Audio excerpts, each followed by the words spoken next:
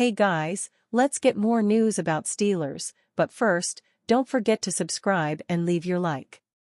First call, Steelers listed as a potential destination for Deebo Samuel. Kenny Pickett in Super Bowl for the Eagles. Monday's first call starts with Kenny Pickett's Super Bowl appearance.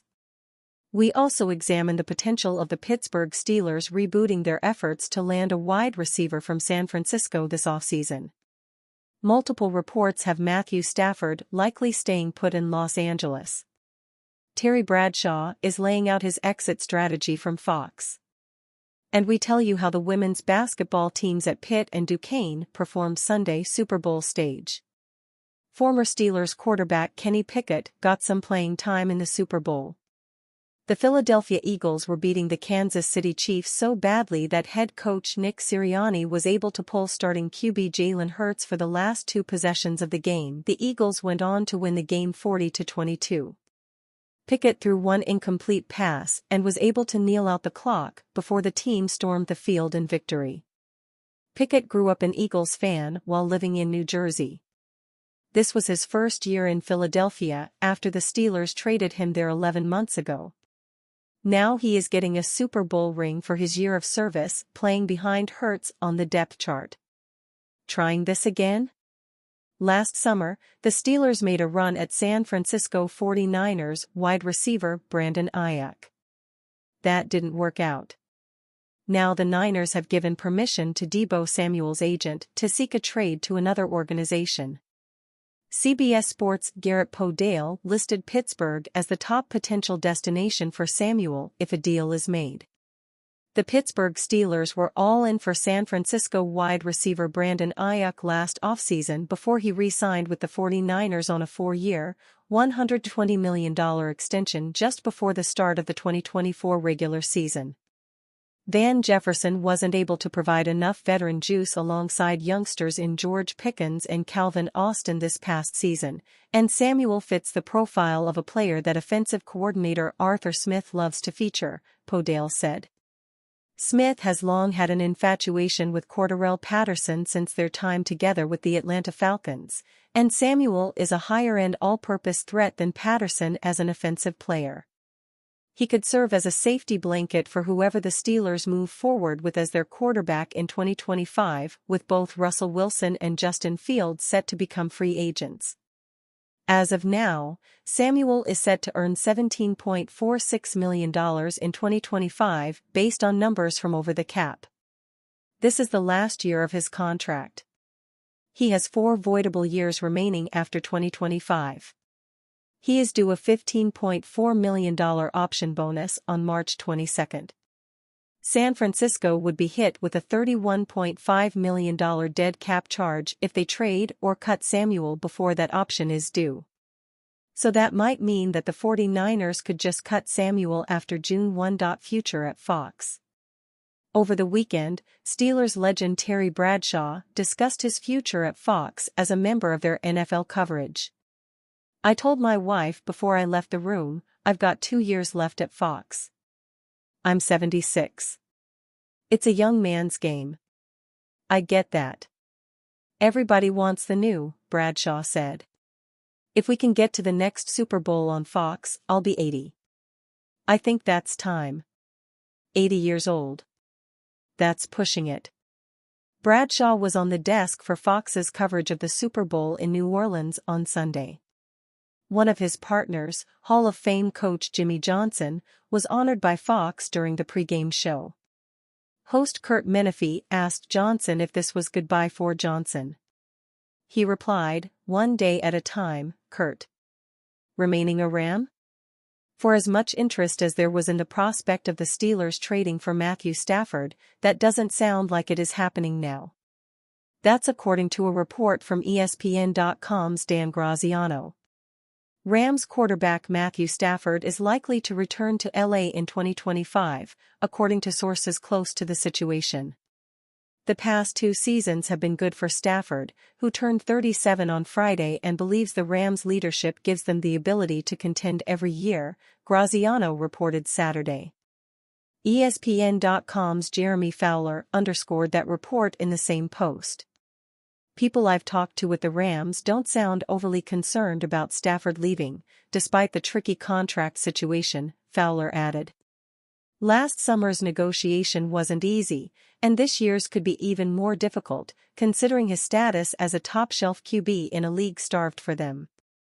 Stafford ranked 12th in QBR in 2024, 64.7. By all accounts, Stafford was happy with the direction of the offense this season, and multiple people with the team say it doesn't seem as if changes are coming. But other teams will inevitably call the Rams to gauge trade interest anyway. Stafford will be the top quarterback available if Los Angeles entertains the idea of moving him. Fowler also dropped this nugget about the Steelers' current QB situation. I've seen a bunch of ex-Steelers players here in New Orleans, many of whom are well-versed in Steelers happenings, Fowler said. They told me that some people in Pittsburgh's building prefer Fields over Russell Wilson, who is also a free agent, as the starter, which I had heard previously, due to age and mobility. Coach Mike Tomlin seems to have a loyalty to Wilson that could lead the team in that direction, though. Plus, Fields could have a sneaky good market and price himself out of Pittsburgh. Caught in a spider web. The Duquesne women's basketball team lost at home to the Atlantic 10's top team on Sunday. Richmond came to town and dropped the Dukes 82-58 at the UPMC Cooper Fieldhouse. Rachel Ulstrom led all scorers with 21 points. She became the 30th Spider in program history to reach 1,000 career points. Megan McConnell was tops for the Dukes with 16 points, 8 rebounds, and 7 assists. The Dukes fell to 15-8 overall this season, with a 6-6 mark in conference play, 8th place. Richmond is on top of the A10 at 11-1, 20-5 overall. As for Pitt, the Panthers edged SMU 58-57. Khadija Faye had 22 points to lead all scorers. She also posted a double-double with 17 rebounds. Kenny Pickett and Saquon Barkley, two Philadelphia Eagles for whom Super Bowl 2025 win means most. Kenny Pickett and Saquon Barkley were discarded at the end of the 2023 season by their previous teams.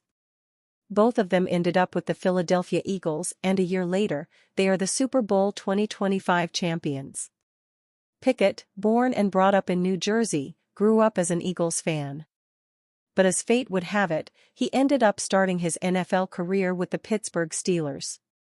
The last time the Philadelphia Eagles won the Super Bowl in 2018, he was still a student at the University of Pittsburgh. He celebrated the win with his friends, but was late for it.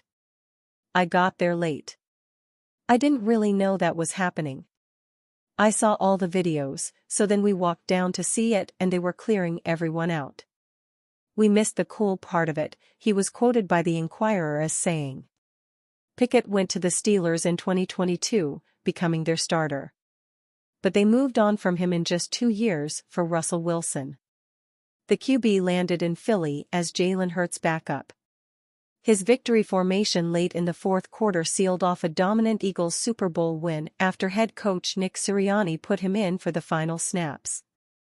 While Hurts became the Super Bowl 2025 MVP after lifting the Lombardi Trophy post the team's win against the Kansas City Chiefs, Pickett would be happy that he wasn't late for the celebration this time.